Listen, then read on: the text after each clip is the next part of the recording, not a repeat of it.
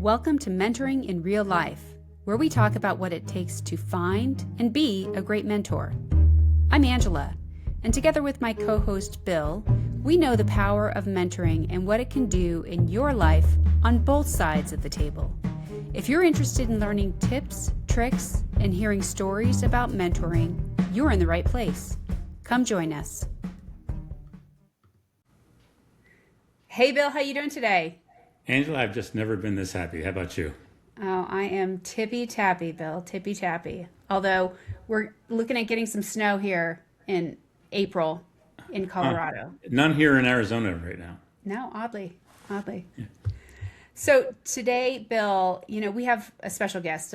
Her name is Kate Crane, who, after obtaining an art history degree with a business minor from UT Austin, chased her dream job to New York, where she landed a role at a contemporary art gallery, and then the 2008 recession hit. 6 months in, and she was out of a job with no roadmap for what came next. But with the help of people who chose to invest in her, Kate earned her MBA, also from UT Austin, a true Longhorn, and rebuilt her career. She pivoted to roles in software companies, leading teams and scaling business lines at DoorDash, OpenTable, and Flock Safety.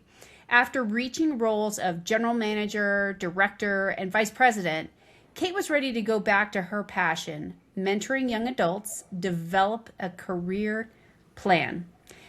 Kate started Direction Over Perfection, where she mentors young adults, providing clear direction, practical skills, and a trusted mentor, and a plan they can actually follow. Kate's career path was never a ladder. It was more like a jungle gym where every leap was made possible by mentorship. And we're glad to hear more today about the lessons she's learned along the way. Kate, thanks so much for being here. Is there anything you wanted to add? No, that hearing that bio just makes me think of all of the mentors that have helped me along this long path. Well, let's start with that question then. What has happened in your life that made you realize that mentoring was so invaluable? I mean, you mentioned it about the kind of having to start over after New York. I had done, all the quote unquote right things to get the job, get this dream job. And then not just the job, but the entire industry really wasn't viable after the financial crash. So trying to think through, like, what do I do? What do I want to do? Do I want to go to business school or culinary school? And then once I chose business, what part? Frankly, that was not something that I could decide on my own. And so I was very grateful to have parents that helped me along that journey. They both work in finance, and so that they have their own perspectives. They're in different parts of finance. And then they kind of set me up with some of their friends as well to help provide different perspectives, sometimes truly different and sometimes just not from them. Same content, just not coming from your parents' mouths. But that was the start of my appreciation for mentorship. So as you're getting started, when somebody's looking to you now and trying to figure out how to get started in their own careers, how do you get that conversation started with somebody who's looking for that kind of mentorship? Yeah, I think for young people that are trying to decide what they want to do, I like just to be like an open ear. Like I'm here to listen and you tell me what you think you know. You tell me what you are interested in, what you're good at. What do you think you want your life to look like? Do you want to be in a 9-to-5 job? Do you want to work outside? Do you want to work at an art studio? But it's really more listening than giving advice. And then once they pause and kind of look for advice, then you can jump in and kind of coach them on this direction that they're already going. Yeah, we certainly have spent a lot of time talking about being a good mentor. Starts with listening really, really well, as opposed to deciding for people what it is that they're interested in or what they need to go do. I wonder if some of the people you've started with have had some of that experience and been frustrated because somebody said, you should be doing these things, and it wasn't at all what they had in mind. It's hard, right? Like I I don't know that I can point to any examples of people that I had like coached or mentored formally or informally. Because, and I'll say most of my mentorship has been mostly informal, struggling to like put words around that. There are I can name 5 people that were people on my team that I managed, but the way that I, you know, there's managing the work and then there's managing the career, managing the person. And for me, that started in take a step back. When I was a management consultant, you wore 2 hats. You had the project and then you had the business. And so on the project, I was managing people, managing teams, because we were doing project work for clients. But then as a managing consultant, I had a completely separate group of people that were my managees. And some of them were on on the same client or same project that I was on, and some of them, or most of them, weren't. And so you had a completely intentionally separate set of responsibilities if you're managing somebody in their career. So when I moved into tech, that concept went away entirely, right? There is no separate manage the work, manage the person. But I kept that with me. So if I'm managing somebody through performance management, we're going to talk about the work and how they worked through the year, but we're also going to talk about where do they want to go. And I think that's where my like mentorship concept has really sustained.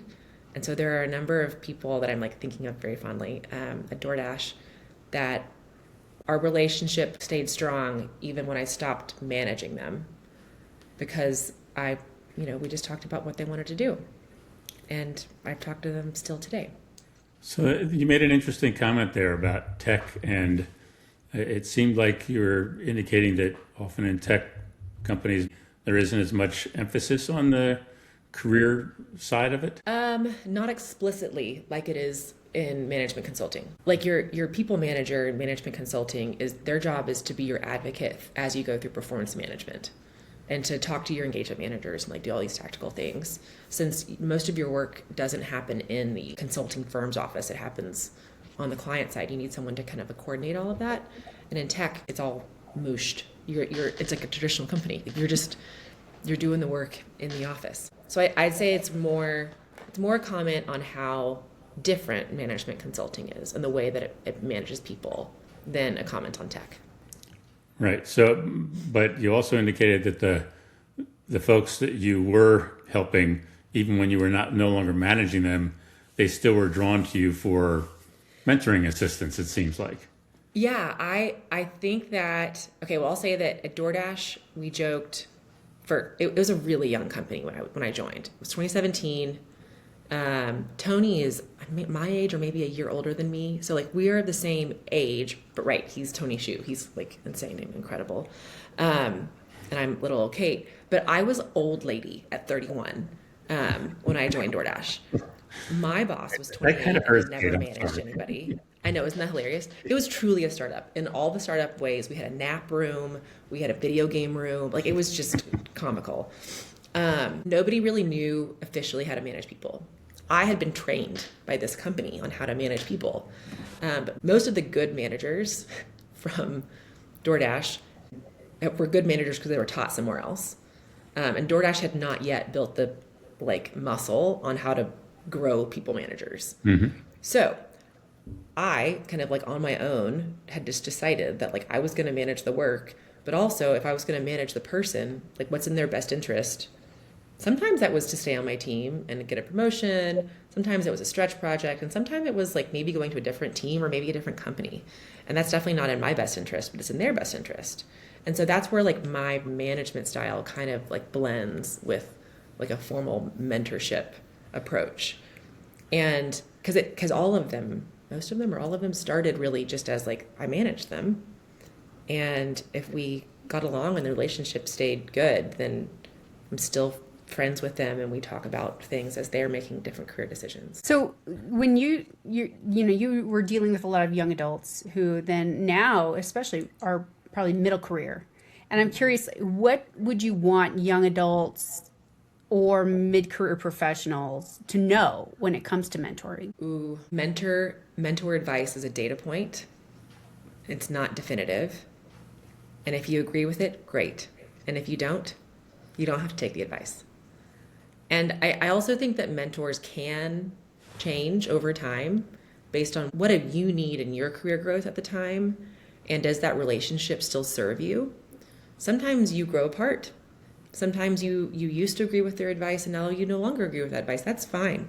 But it can evolve over time. I can remember, again, Tony, asking Tony who his mentor was or who his mentors were. This is probably like 2019, because my assumption was that it was John Doerr, but he said it changed over time, because who he was as a founder at the beginning of the business changed as he was like one set of needs and fundraising needs, and then he really made this really conscious evolution towards being a public company CEO, which is part of one of the reasons why he's so incredible. So his needs for a mentor changed, and so he found new mentors. And it doesn't mean that the old ones were bad. It's just he evolved and they evolved. So my advice to young people is that it's not a static concept, and you can have a mentor for a long time, just like the two of you, but they also can evolve. So when I've looked at your website, I noticed that at least it looks like the target is a lot of, early career people right out of school, or even maybe at school and trying to figure out what comes next, et cetera. But you've just now talked about sort of helping people on a continuing basis. It appears that you don't bound yourself to just people fresh out of school. How do you think the different mentoring guidance that you're giving sort of translates between the brand new people and folks who are headed towards mid-career or later? Yeah. I'll say that my career coaching clients, I definitely market towards young adults, early career. About a third of my clients right now are mid-career. And that's more because they might have seen something that I've posted and they reached out to me, and I'm not going to say no. Like, they're just trying to make their own pivot, and pivots are not age restricted, right? So yeah, happy to chat. But I also know my limits, right? I'm 40. I've struggled to say my age. I'm 40. And so I have a certain personal experience, like professional experience, but I don't want to overstep with somebody who has very similar experience to me, or years of experience. So I'm kind of tiptoeing it, feeling it out is what I'll say. Sure. Well, so I get that. And I get tiptoeing around no matter how much experience you have, because there's probably things that person knows that you don't know. And certainly you don't know their life, you don't know their career unless you've been with them the whole time. So I get that, but it would seem like your focus area gives you experience that would apply, and frankly, regardless of whether they've been around longer than you have or not, because you've spent a lot of time thinking about it, working on it, and doing it.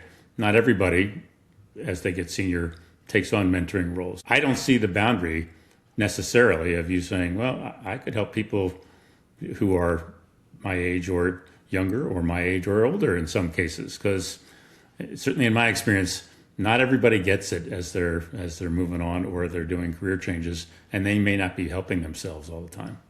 Right. That's right. Pivoting careers is hard. Finding new jobs is hard, and the market today is terrible. So I feel like I'm a helper sometimes. I'm just cautious to put a label on mentor, because I think it's a very special relationship, and more than someone that's just looking for advice. What makes it special? So I've had different people over my career who I've taken advice from. But I've really had only one person who I really call a mentor. I actually saw her last Friday. And she was somebody that in my 20s, she was my mentor. I saw her every 6 to 12 months. She lives in Fort Worth now. I think maybe she might have been in Dallas at the time. And so if I was in town, I went to go see her, either at her office in Dallas or Fort Worth. And in my 20s, I was very early in my career, and I didn't know really what I wanted to do. I just wanted to do something, and I wanted to work hard, and I wanted to make good money. And Elaine was just the most confident badass of a professional woman. And I don't even think I took any of the actual career directive advice that she gave me. Like she wanted me to come work for her for a while. And I was like, I don't think that's a good idea. No. But I took her advice on having confidence and making good decisions. But she and I laughed on Friday that like, I'm an entrepreneur now. And I've really kind of been an entrepreneur since going into tech startups. And she works in private wealth. So once I went into the startup world, she's like, you're just my startup girl. Like I still have a lovely relationship with her, but it's evolved more towards just like, she's my cheerleader. She's my cheerleader, my coach in the corner, but telling me that I can do anything and giving me great confidence. And I hold that relationship very special. Yeah. And when you're talking about relationships evolving and mentoring relationships evolving, of course, that makes perfect sense. One of the things that Bill and I have talked about is having more than one mentor, and specifically for different phases in your life. And, the mentoring kind of conversations that Bill and I can have today are way different, especially because of our phase in life and our season in life, than they were 15 years ago when, of course, we were both much more career focused than we are now in retirement age. But I also had mentors in how to be a great working mom that Bill, as a working dad, had his perspective, but not as a working mom per se. So how do I have those kind of relationships and engage in those kind of areas? And so having mentors based on phases and seasons in life really is very impactful. And I think something that I'm hopeful that young adults and mid-career folks learn how to do effectively. I feel that so much right now. My oldest is about to enter kindergarten in the fall. A public school in Texas, which is the school she's going to go to, is great, but I feel totally lost. And I'm like looking for people that can tell me the answers to the test. Tell me the things I need to do. And you're right, that's not like a professional mentorship, but I definitely am looking to like anchor onto someone that can just tell me how to do it. Yeah, we actually had that experience very clearly. It really hits me in the face while you're talking about dealing with young kids. At the beginning of COVID, there was all sorts of changes that were happening for how people manage their families, et cetera. And I thought I was doing fine. I was trying to be very compassionate about it all. And a group of younger parents sort of said, we want to start a Parents for Parents group that says we're going to help people through the challenges in COVID of childcare and healthcare and all those things. And at that point, my son was older and out of the house. So it wasn't front of mind for me. I was happy to listen, and I said, okay, go get them, guys. You guys stand it up, and you guys drive that, and I will be as supportive as I know how to, because I'm not the one dealing with those issues right now. But your point is well taken. It's like you got to keep an open mind about who the mentors should be and for what different phases they are. I wasn't the right mentor for people who had young kids in school, but I was happy to establish, I didn't establish it. I was happy to endorse a group of people establishing that for the entire organization to try and mentor people through this problem set. Yeah.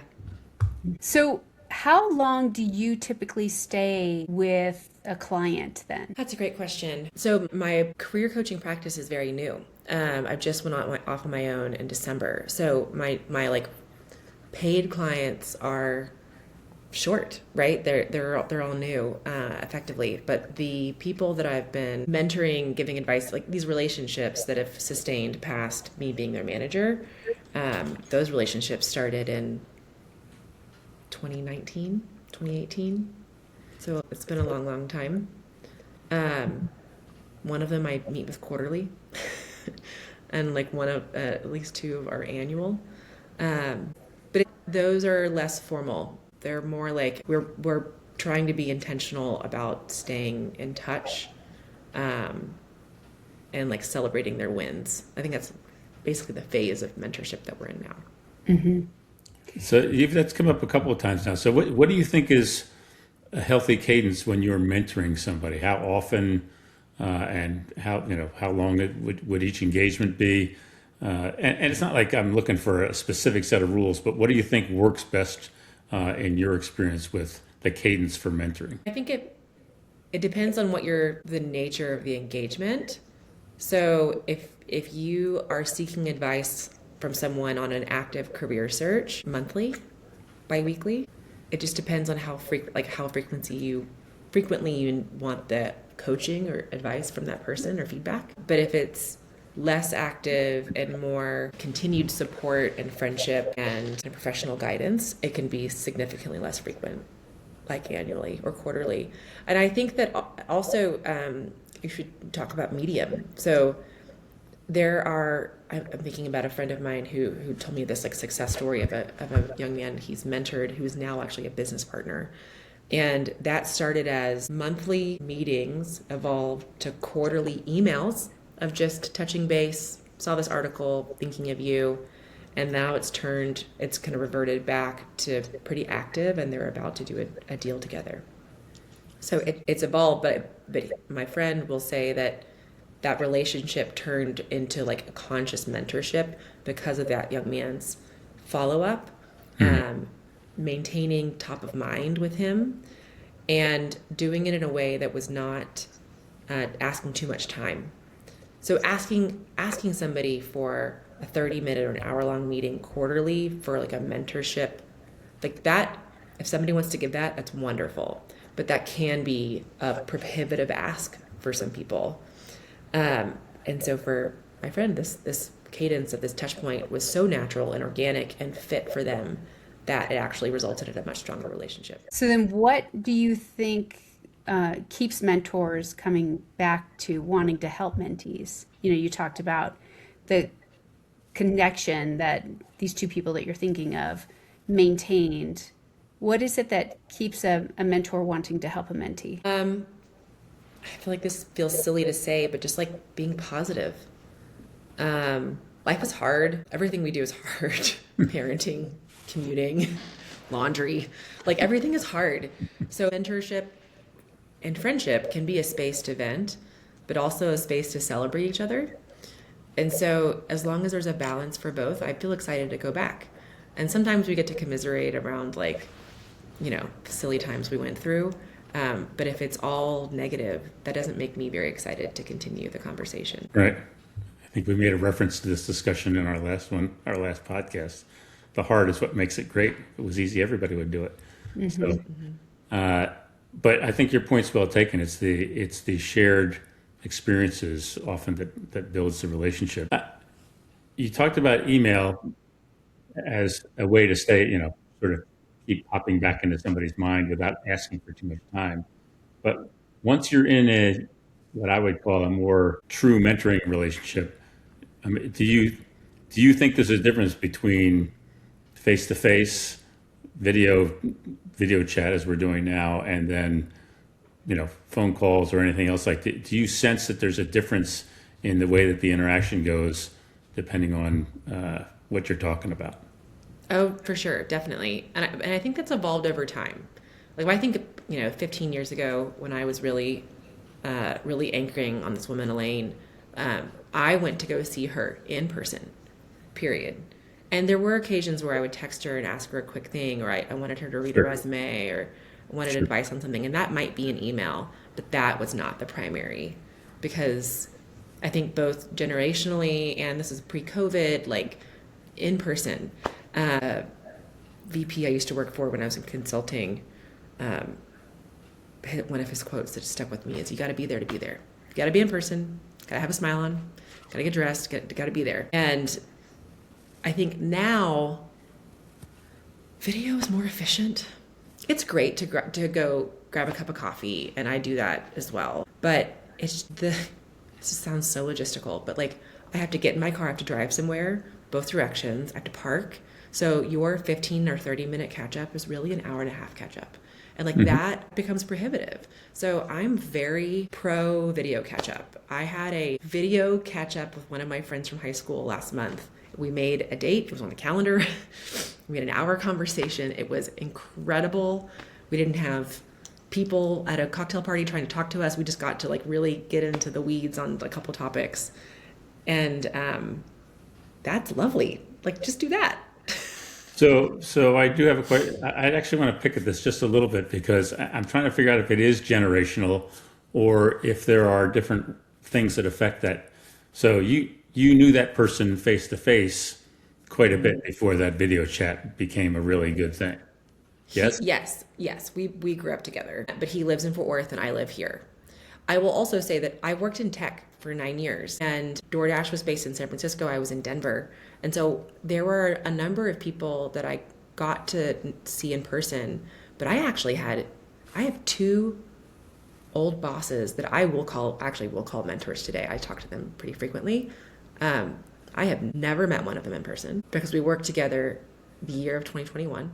And then the other one I met only recently because I ended up on the other side of a deal and we met in person on like a negotiation. Right. But I'd never met him in person. I think that's, post-COVID. I don't know if that's generational necessarily, but that's post-COVID and we're just more accepting of this now. I will freely admit I struggle with this as a primary medium because I very much.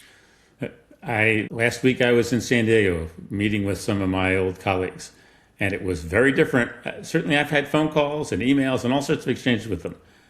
And when we saw each other and we're sitting next to each other, it's just for me. Like I said, I'm not saying this applies to everybody, but for me, it's so much more engaging. And whoever the VP was, it said you got to be there to be there. To me, in my gut, that's what feels much more powerful. I'm not discounting the value of this. Obviously, post-COVID, we've gained an awful lot by being able to look somebody in the eye, at least on a camera. So there's no doubt that's way, way better than email, way, way better than just phone call, because I can see at least some body language when I'm talking to somebody and so forth. And I can see an eye roll, or I can see, oh, they're really engaged, or, they're not listening to me at all right now. All those kinds of things. You're absolutely right. And I was in client service for most of my time at DoorDash, and I went on road shows. Because we had Zoom before COVID, but also, I'm not going to pick on a restaurant brand necessarily, but I had a couple restaurant brands based in Tennessee and Kentucky and South Carolina, and those cultures way more effective if I just flew there at least once to Kate is a person, Kate is not, because they'd see me on video a lot, but to then go sit in their office and then be able to see how I engage personally, that makes a huge difference. I completely agree with that. And I think they're all stronger in person, but once you get going, and the nature of business today with Zoom and being in back-to-back meetings was the world that I came from, it's tough to get anywhere in person. I agree. Actually, I agree with this. To me, it's like it's a tug of war about what's best given the situation, kind of thing. But I just know personally, if I can, I prefer to be in person. But I also recognize that we actually can be much more efficient. I can't be in person all around the country every day, but I can engage this way. And so I acknowledge what you're saying. But for mentoring discussions, it feels to me like it's much more powerful if it was based on face-to-face stuff, and then you can include video sort of in between. I'm interested in your thoughts on that part for the I agree with that. Because mentoring is more than a transaction. It's not a transaction. It's incredibly personal. So you're right. The face-to-face, I think, is definitely foundational. It's not impossible to do it without ever having been face-to-face, and I can attest to that. But you have to be quite intentional. Yeah. Well, it certainly is, as we've said, Bill, relational, not transactional, right? Absolutely. We have covered quite a bit over the last 30 minutes, to be honest. And I just wanted to see, was there anything that we missed? Any question that you didn't get to ask, Bill? No, I actually really, really enjoyed this conversation. I did and too. I appreciate we sort of wandered a little bit. I was thrilled with where we went because lots of discussion that we hadn't anticipated about how, obviously in the last part, about how technology fits into this discussion a lot and how it affects the way that you interact with the folks. So anyway, Kate, thank you very much. I thought that was a very, very powerful conversation. Well, thank you for having me. This has been lovely. Kate, did we miss anything? I don't think so. All right. Well, with that, thank you for listening to this episode of Mentoring in Real Life. If you have thoughts or questions, feel free to leave us a comment or send us an email, which we've included in the show notes. If you liked what you heard, please subscribe, rate the podcast, and share with a friend. Until next time, help others climb.